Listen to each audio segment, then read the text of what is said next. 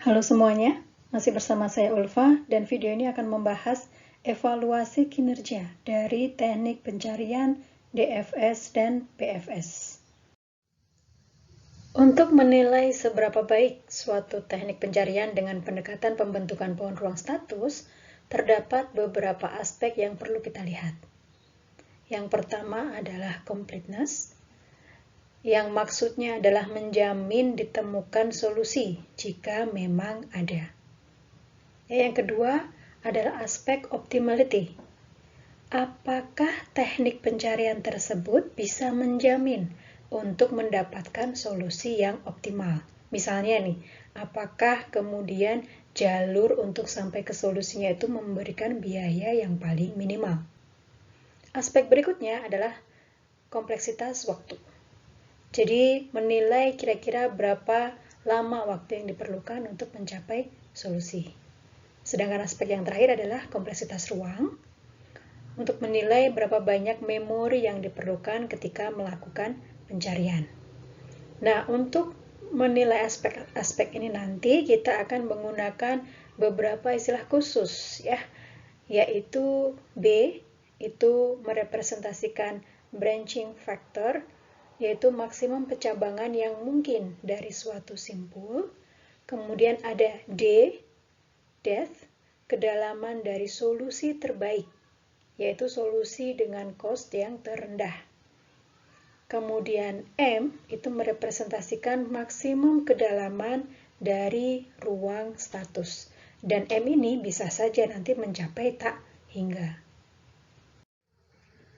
Untuk lebih memahami evaluasi kinerja teknik pencarian, mari kita lihat dengan ilustrasi persoalan 8 puzzle berikut ini. Terdapat susunan awal yang menjadi initial state atau status awal dari persoalan 8 puzzle, tampak pada gambar A. Yang diinginkan adalah bagaimana rangkaian aksi memindahkan ubin kosong sedemikian sehingga diperoleh state akhir seperti tampak pada gambar B. Nah, pada penyusunan pohon ruang status nanti, simpul menunjukkan state atau kondisi di mana posisi ubin kosong berada, dan pencabangan dari suatu simpul atau state adalah aksi yang mungkin dilakukan untuk memindahkan ubin kosong dari state pada simpul tersebut. Nah, pencabangan atau aksi yang mungkin dilakukan untuk pergerakan ubin kosong adalah up ke atas, down ke bawah, left ke kiri, dan right ke kanan. Berikut ini adalah contoh pohon ruang status untuk permainan 8 puzzle yang status awalnya seperti pada tampilan sebelumnya. Aksi yang mungkin dari status awal yang menjadi akar pohon adalah untuk memindahkan ubin kosong ke atas, ke bawah, ke kiri, atau ke kanan. Jika sudah diterapkan aksi-aksi tersebut, maka status pencarian solusi menjadi seperti simpul-simpul yang ada pada kedalaman 1 ini. Nah, mari kita lihat contoh untuk satu simpul yang paling kiri ya. Aksi yang mungkin dilakukan untuk state ini adalah memindahkan ubin kosong ke kiri atau ke kanan. Kenapa tidak mungkin ke atas? Karena sudah tidak ada lagi posisi ketika ubin kosong dipindahkan ke atas. Dan kenapa tidak melakukan aksi memindahkan ubin kosong ke bawah? Karena jika memindahkan ubin kosong ke bawah, maka dia akan kembali lagi ke state sebelumnya. Oke, jadi hanya 2 aksi ini yang mungkin.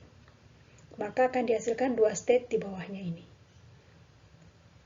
Karena belum juga solusi, maka bisa dibangkitkan lagi state berikutnya jika masih ada aksi yang mungkin dilakukan. Hal yang sama untuk simpul-simpul lain pada kedalaman 1.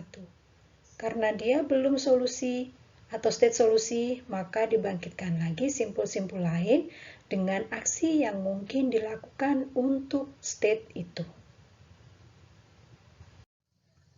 Dengan pemahaman pembentukan pohon ruang status tersebut, berikut ini adalah contoh pembentukan pohon ruang status 8 puzzle dengan pendekatan BFS, di mana status awalnya ini sedikit berbeda ya dari contoh kita sebelumnya.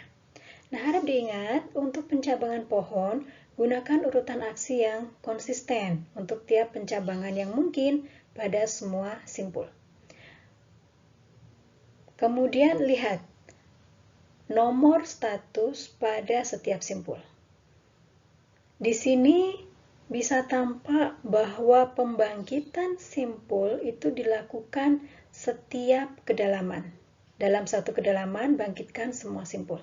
Ya, karena di sini terlihat nomor urutan dari state yang dibangkitkan itu sesuai dengan urutan pembangkitannya. Ya, nomor simpul ini sesuai dengan urutan pembangkitannya. Oke, jadi ketika simpul 2, 3, 4 ini ternyata belum ada yang solusi, maka kita bangkitkan lagi simpul-simpul berikutnya di bawahnya. Demikian seterusnya hingga ditemukan state solusi. Untuk contoh ini berada pada state 46. Sehingga solusi dari persoalan 8 puzzle ini adalah rangkaian aksi dari state 1, kemudian ke 3, lalu 7, lanjut ke 14, lalu ke 26, dan berakhir di 46. Solusinya adalah rangkaian aksinya. Jadi rangkaian aksi yang bisa membawa initial state ke goal state itu adalah rangkaian aksi up, up, left, down, right. Begitu ya, solusi untuk 8 puzzle dengan menerapkan BFS. Berdasarkan ilustrasi tadi, penyelesaian persoalan 8 puzzle dengan BFS, kita lihat propertinya berdasarkan 4 aspek yang sudah dibahas di awal. Pertama, completeness. Apakah BFS dijamin mendapatkan solusi? Jawabnya iya, selama branching factor-nya terbatas. Artinya kemungkinan aksi yang bisa dilakukan pada suatu state itu terbatas, maka ya, BFS pasti akan menemukan solusi. Apakah kemudian solusinya optimal? Jawabannya ya, jika setiap langkah untuk berpindah dari satu state ke state berikutnya, itu dianggap biayanya sama. Jadi seperti kita lihat di ilustrasi sebelumnya, rangkaian aksi dari initial state sampai goal state untuk BFS pasti didapatkan pada kedalaman yang seminimal mungkin. Dia pasti menemukan solusi. Sehingga jika nanti setiap langkah dianggap biayanya sama, pasti dia akan menemukan solusi pada jumlah langkah yang paling sedikit. Kemudian kompleksitas waktunya. Oke, untuk setiap kedalaman kita memerlukan waktu untuk membangkitkan simpul-simpulnya ya. Sehingga pada kedalaman D, yaitu D itu adalah kedalaman di mana solusi itu berada, maka kompleksitas waktu yang diperlukan adalah B pangkat D. Sedangkan untuk kompleksitas ruangnya, karena kita perlu membangkitkan semua simpul pada suatu kedalaman, dan kita menemukan solusinya itu pada kedalaman D, maka kompleksitas ruangnya itu adalah B pangkat D. Tidak cukup baik, nanti akan kita lihat perbaikan yang mungkin bisa dilakukan untuk kompleksitas ruang ini. Nah, ini adalah properti dari penyelesaian persoalan dengan memanfaatkan teknik BFS. Sekarang mari kita lihat jika kita menggunakan pendekatan DFS untuk menyelesaikan permainan 8 puzzle. Nomor pada tiap simpul, sama seperti sebelumnya ya, menyatakan urutan pembangkitan simpulnya. Dengan kedalaman, di sini kita batasi hanya 1, 2, 3, 4, 5 kedalaman saja. Ya, untuk menyederhanakan pohon ruang status. Nah, solusi ditemukan saat membangkitkan simpul 31. Sehingga jalurnya itu adalah 1, 18, 28, 29, 30, 31. Dengan rangkaian aksinya adalah up, up, left, down, right. Nah, dari ilustrasi tadi kita lihat properti dari DFS. Yang pertama adalah completeness. Apakah dijamin DFS bisa mendapatkan solusi? Jawabannya ya, selama branching factor-nya terbatas. Kemudian ada tambahan-tambahan penanganan ya. Jadi ada penanganan untuk redundant paths. Jadi kalau sudah ada jalur yang mengarah pada state yang sudah pernah dilalui sebelumnya, maka itu tidak akan dilakukan lagi. Dan juga ada penanganan untuk repeated states. Jadi kalau tadi state ini sebetulnya sudah dibangkitkan nih dari jalur yang lain, maka kita melakukan penanganan untuk tidak membangkitkan state itu lagi. Maka ya, jika ada penanganan tersebut, maka DFS bisa dijamin mendapatkan solusi. Kemudian apakah solusinya optimal? Nah, ini belum tentu. Bukan berarti selalu tidak ya, tapi belum tentu. Kenapa? Karena seperti kita ketahui, DFS itu melakukan pencariannya secara mendalam.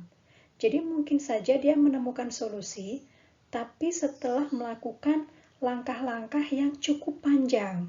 Karena dia memeriksa dulu kedalamannya, baru memeriksa ke melebar. Oke, beda dengan breadth first search yang melakukan pencarian secara melebar. Jadi di sini optimal belum tentu dia ya. Kemudian untuk kompleksitas waktunya, maka karena kedalaman maksimum itu adalah M, maka kompleksitas waktunya B pangkat M. Karena dalam setiap kali dia menemukan sebuah simpul yang bukan solusi, maka dia harus membangkitkan pencabangan anak-anaknya untuk kemudian diperiksa. Ya, sehingga ketika dia nanti dibatasi pada proses pencariannya kedalaman maksimum adalah M, maka dia mungkin sampai ke kedalaman maksimum dulu, baru menemukan solusi atau justru tidak menemukan solusi untuk kemudian backtrack. Ya, jadi kompleksitas waktunya adalah B pangkat M.